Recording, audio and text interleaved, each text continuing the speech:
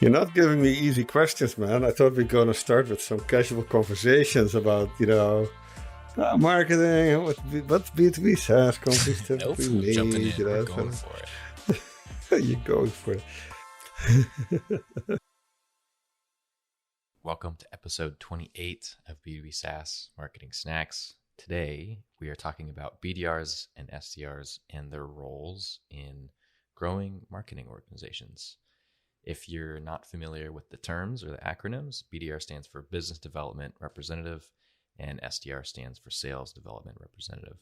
BDRs tend to be more on the outbound prospecting side of things. If you think about Stein's analogy in the book, they would be the hunters, so to speak, and the SDRs tend to be the gatherers. So they handle the inbound traffic, the people who are coming in hot to your website, raising their hands, saying they want to speak to sales. The SDR will do the qualification and kind of start the sales process and eventually move them on to a more senior salesperson to kind of handle things. And so today we talk a lot about what they should be responsible for and who they should report to. Is it sales or is it marketing? We talk about the metrics they should be used to manage their performance, and if the BDR function can be outsourced, and if you're going to outsource it, the things that you need to have in place. And then lastly, what you can do to set your BDR up for success and ultimately your BDR team as a whole. Let's get into it. Okay, maybe we can just start by I can ask you, how do you see the BDR role kind of fitting into a marketing organization? We talk a lot about building your marketing foundation and your go-to-market, but we haven't talked a lot about how BDRs and SDRs kind of fit into that equation. There's some conversation about who should manage them. Should it be the marketing team or the sales team? And I'd love to get your thoughts on kind of just how you see that role fitting into everything. Yeah, and it is some of these functions that sits between marketing and sales, and there's many reasons to manage it on either side of that fence or to manage it together even. First of all, there's a ton of acronyms out there that can get very confusing. It's actually one of our best performing blogs on the website, Mike, just to explain how to think about these terms, SDR, BDR. And there are other terms like inside sales rep or sales desk team member or sales intern, right? There's so many other terms than SDR, sales development rep, and BDR, business development rep. Those, by the way, are very confusing in themselves because in most companies, SDR, sales development rep, is actually used for a role that's not as sales focused. That's often more about following up on inbound leads that come in, people filling out a form on the website. And then SDRs are typically the more junior sales resource who follow up with those inquiries. So there's not really a lot of selling going on. Mm-hmm. It's mostly a low friction enablement of someone who's already indicated a need, they're problem aware, they filled out a form on your website, and they just want to get help to either buy your product or get a demo. So sales development rep might not be the right term for that, but it's what's used most of the time. And then the BDR, business development rep, is actually often used for more a sales-like role, where there is more active selling involved. BDRs are typically more trained, more experienced than SDRs, and they're able to do objection handling, to seek for pain, to do solution selling, all at a relatively transactional mechanical level still, following scripts, following guides, and doing outbound calls and prospecting. So they're not account executives by any means who do real advanced solution selling and does this opportunity fit what we do? And do we want to win this? Can we win this, etc.? That's later in the funnel. So BDRs don't do that, but they're definitely more of a sales resource, even while the acronym says BDR, business development. So that, SDR, BDR, why is it flipped like that? I think Salesforce at some point started to use the terms like this. SDRs were more there, and are, I think. I don't think it changed. Their junior sales academy, like people straight out of college who learn to do sales by following up on inbound leads. And as they get better at that, they become BDRs, which is a more advanced, higher paid role where more sales skills are being showcased. Let me stop there. That's a quick sort of a quick intro to the topic, and it's a deep topic, as we go into what does it mean for marketing, etc. Yeah, and so I guess the biggest question that I think comes from that is because there's a lot of overlap between. I can see BDRs and SDRs fitting both into sales and marketing. They kind of cross over between the two of them, and I have seen SDRs and BDRs report to the marketing function and the sales function in different instances. What do you think is do you have any opinions on who they should report to, or kind of how that should work? Yeah, I have a lot of opinions. It starts with who is responsible for creating the revenue value of your pipeline in your company. If marketing owns most of that pipeline generation, then they often want to do both inbound marketing, where you need SDRs to follow up on those leads. And by the way, side note, speed is incredibly important when you think of inbound. When someone is shopping around, someone is actively searching for a solution, they're typing in their query into Google, and they fill out a form, chances are they're also filling out a form on another website of your competitor, right? They typically get a couple of search results, and they may actually, especially if they're in need, they may fill out a form with your competitor as well. And then whether the SDR actually gets back to them within minutes versus within hours actually really, really matters. It's not just, conversion rates go up. Conversion rates are kind of binary at that point, because the prospect might only want to do a demo, have a conversation with one company at a time. So if your SDR follows up within a couple of minutes and your competitor in a couple of hours, then the competitor might not even get the call, right? So just a side note, speed. And minutes versus hours is really, it's not just about, within a day. I think that's often people think, hey, if my SDRs get back to it in 24 hours, that's fine. No, not fine. Yeah, I've definitely heard stories where people have actually just removed a solution from their list of consideration because someone else followed up faster, and they're just, because when somebody's looking, they're ready to move. They want to move right now, and they want to implement it as soon as possible. So if you can be the first to respond and get them through that process, the better, for sure. Yeah, and the more mature the category, the more important this becomes, right? Because there will be multiple solutions available, multiple vendors.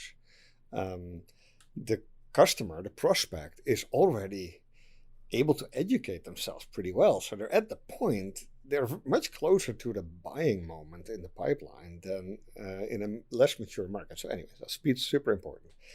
So if marketing owns the funnel, the revenue generation of the funnel, they will own inbound, and they will care about having SDRs and controlling them so that follow-up happens fast. But they also maybe want to do outbound, right? And outbound, not to be confused with ABM, account-based marketing. So account-based marketing is about a very targeted effort to market to known accounts and people within those accounts that fit your ICP.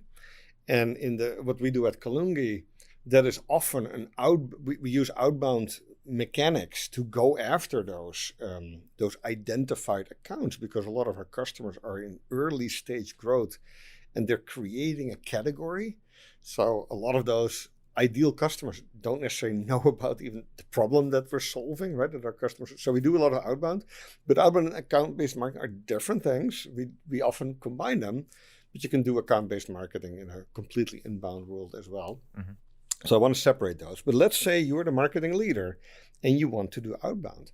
Then having control over those outbound resources, the BDR team who's going to do the outbound, emailing, social media outreach, calling sometimes, or even, outbound at an event, right? Trying to find your ideal customer prospects where they are. The marketing wants to own that, if they're held accountable for pipeline growth. But there are a lot of companies where the pipeline accountability is spread out a little more evenly, and where the marketing leader only owns, for example, inbound, and there is a separate executive, maybe the sales leader, who owns the sort of outbound prospecting part, and they manage the BDR team. And there's nothing wrong with that, especially when you think of the BDRs as being your early stage talent development pool for account executives, then for that team to be owned by your sales leader is fine. I actually think that the SDR, BDR academy, let's call it that you could invest in as a company, is a great way to develop both sales talent, but also customer success managers potentially. SDRs who not maybe have a knack for proactive outbound prospecting and doing maybe a little more of an aggressive sales conversation might be your ideal customer success manager candidates, right? So it's a great way to develop talent, and even things like partner managers or other roles in the marketing team could be fed from this team. So yeah, they can be managed by sales, by marketing. Depends totally on who owns the number that they're trying to contribute to. And in terms of holding a BDR team accountable for results, what are the kind of metrics that you look at? I know obviously you have the downstream, you have pipeline and new deals created and MQLs and things like that, but I think there's a lot of companies that try to systematize a BDR team. I think I've definitely had scenarios where clients they lean towards the direction of wanting to build out a large BDR team and kind of goal them on number of dials, number of emails, number of people they've reached out to. So I know that's one way of doing it, but I'm wondering if you have any thoughts on how you would manage your BDR team in terms of results and weekly kind of cadence, check-ins, performance reviews, etc. I'm going to insult a couple of people here, Mike, and I'm going to insult myself because I was a sales leader at some point at Microsoft in the Netherlands, and I'm pretty lazy. And a lot of salespeople I discovered are also very lazy. The best ones are the laziest. So if you know that, and you know that even when you hire relatively junior SDRs, BDRs, that the ones who are maybe seeking the path of least resistance are the ones who might be actually the most suited to do this job long term, because they're going to be really sharp and smart in how to get to the results with the least friction, right? With the least amount of effort. Sure, fewest clicks. Yeah, and that's what you want. That's actually where your best salespeople often come from, with that type of DNA.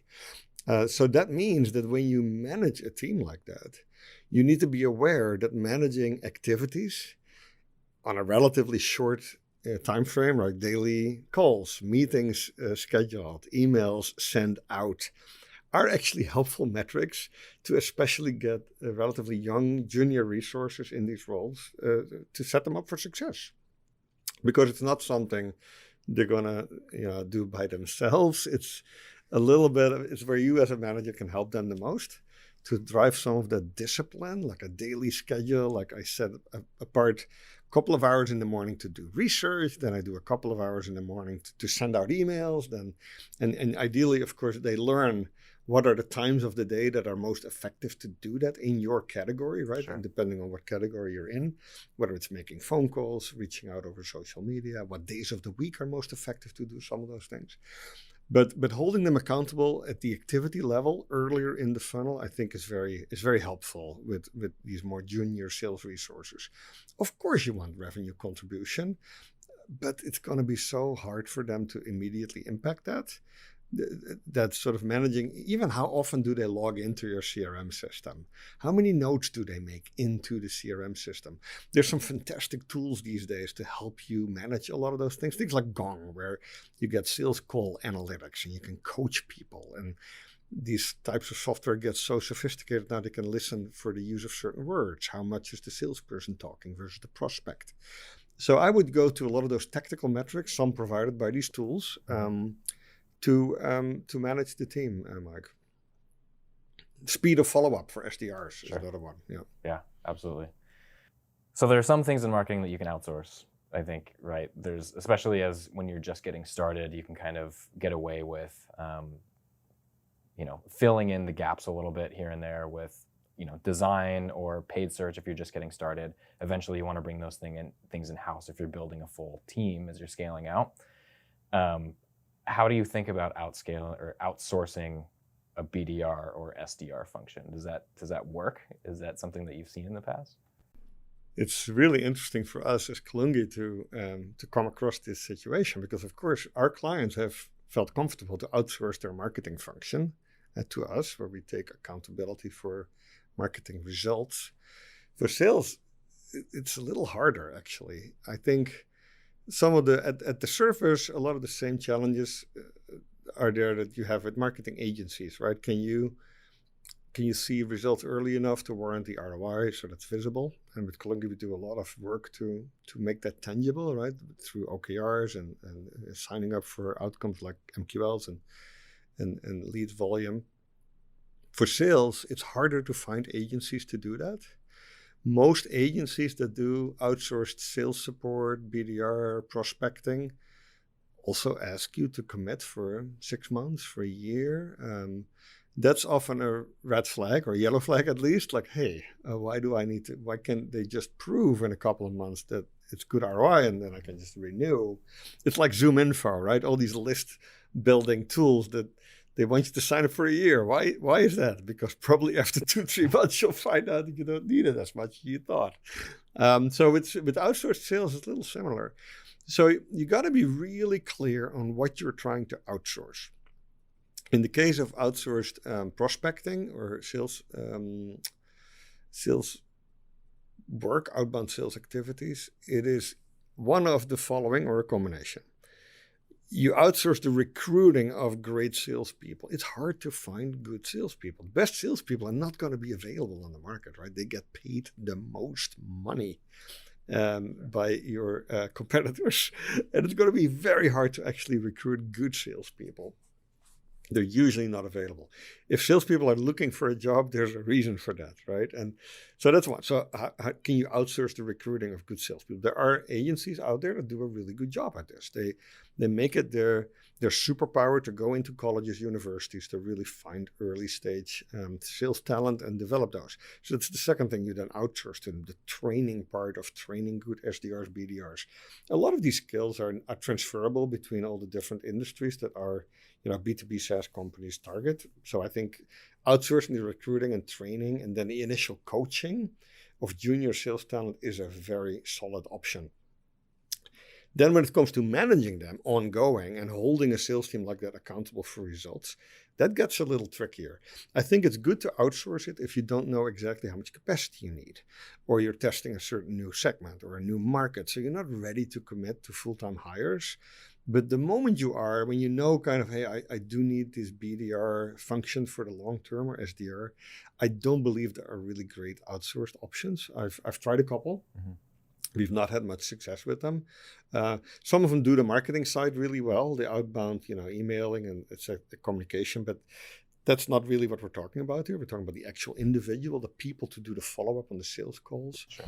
I've not seen that really being outsourced very well. Because I think when you have really good talent that some of these agencies would hire and develop, those, because they're lazy salespeople, they want to optimize their own earnings. So the moment they get some form of success, they're out of there and they apply for jobs with companies where they can make the most commission. And of course, that's always going to be better if they work direct for these companies, because then there's no agency roaming off 10, 20, 30% of that. I would also imagine that there's a lot to be said about it. If you're not internal, you don't get a really great understanding of the product and really learn the customers and understand the use cases and the pains and things like that. And I think that so much of that, the sales process is predicated on truly understanding it and having those conversations with customers, seeing how they use the product, seeing where they struggle, and like being a part of the marketing, customer success, product ecosystem, where I just don't think, I'm skeptical of outsourcing a BDR for that reason, unless you have like a really good playbook, not one that's here's our messaging framework, build a couple emails, but like almost if you have a very clear checklist of things that they could do when they're prospecting. Like, sorry, this is a little bit tangential, but for example, like I get a lot of cold emails, I'm sure you do too. I'd say 95% of them feel like templated emails where it's just regurgitating things, and I can tell that somebody just kind of copied off of a messaging framework or something that was canned for them. There are a couple that really stand out, and those are the ones where they actually add value, and they show me something that is not necessarily their product, but they teach me something. So here's an example. Someone reached out to me last week. They're a podcast agency.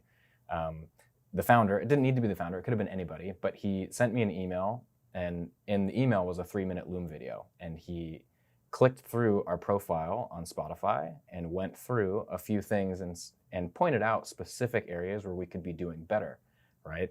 He's giving me learnings, things that I can take away right now. And then on top of that, he's then saying like, I have a few more, take a call with me and I'm happy to share those with you. And the service obviously is like a podcast growth agency. So that was one where I really felt like I remember that one, and he lives rent free in my head right now. And I don't think that you can do an outsourced BDR function unless you can give somebody a very specific set of things to go click through, and they really understand the dynamics of how the product could add value to somebody, and you give value first. And I just don't know if you can do that with someone who isn't internal, if that makes sense. I almost see it as like, it's kind of like content marketing. When you outsource content, I think there's a lot of content agencies that will give you very generic things that are geared more towards SEO than actually adding value. So you have to be careful about that one. And I see this in a similar vein. That's the ultimate goal, Mike, to find a BDR who can live inside your head. There you go. You're right. I think with marketing, there are a lot of one-off tasks that need to be done for a company. So outsourcing, that makes a ton of sense. But with a BDR, especially when you want someone to become maybe your best account executive over time, building up domain knowledge, understanding your customer sort of segment, and learning to speak their language is invaluable, right? So, yeah, as soon as you outsource some of that, you'll get more of a vanilla approach. And sometimes that's fine. If you just need a quick blitz, you need capacity, your leads are not being followed up at all, and you need just some people to make sure that that happens, that you hit those SDR response times, then it might be good to outsource it. Sure. Also find agencies who will do pay for performance. I have not found any in the world of BDR or sales outsourcing because it's just like with marketing agencies, right? It's hard to control all the variables. Right. Do they control if you have product market fit or not, right? If the segment you're in is, how mature is that segment? How easy is it to sell versus the competition? But for marketing, if you actually control some of those things like positioning, we do sign up for results, but for sales, it's much harder. I believe that the content marketing analogy that you make is good. It's funny, you see now there are like a reverse of the Google search engine. There are now content marketing tools that allow you to just put in a couple of keywords and the tool will generate the content, right? And with artificial intelligence. And the quality of that is actually getting better and better really, really fast. So I can imagine that tools like Gong and other tools who do sales conversation coaching and use AI, artificial intelligence, to analyze those calls, soon will maybe be ready to have a robot version of a BDR, an SDR, right? And those will be fine maybe to do some quick follow-up, to just allow someone who's not able to get their answers, the questions to their answers, and to do it more like a chatbot almost, a BDR, SDR that is in a chatbot type of format. Some prospects actually might prefer that over a human being. Yeah, sure. But that can only be one part of your mix, right? You need those individuals, the real people who learn, your category, understand you, who can do the research that you mentioned, right? To be very thoughtful in their outreach. Yeah, and that's a very different job. Yeah. Anything else that you wanted to add on BDRs, SDRs? It's all about good talent development. And we talk about a lot when we have our CMOs manage young marketing teams about situational leadership and using the right leadership style to manage, people who are doing something for the first time, right? S1, S2 for people who are doing a task for the first time and need a lot of instruction and hand-holding versus delegating to team members who are, very confident and capable of doing a certain task. that is extremely applicable for a young SDR BDR team. And I always like to coach when I have the function in my marketing organization to coach the team with very specific instructions, with a BDR playbook that has voicemail scripts, call guides, objection handling sheets, right? All those things. And it's cool if you do this from the marketing perspective. It really allows you to do a lot of message testing, to confirm your positioning, to learn from that, to see what works when your BDRs and SDRs have these conversations. What is the messaging that maybe is not as helpful? And use that also to improve your messaging framework. So maybe it's kind of a final thought. And be very aware of the type of management style, leadership style you use with junior resources. Be ready to give them a lot of tools, implement templates, and learn from those also by testing your marketing assets and lead magnets and messaging. Yeah. And you should invest in an SDR BDR team, maybe as the last comment, because it's a great way to develop your talent for your full commercial organization.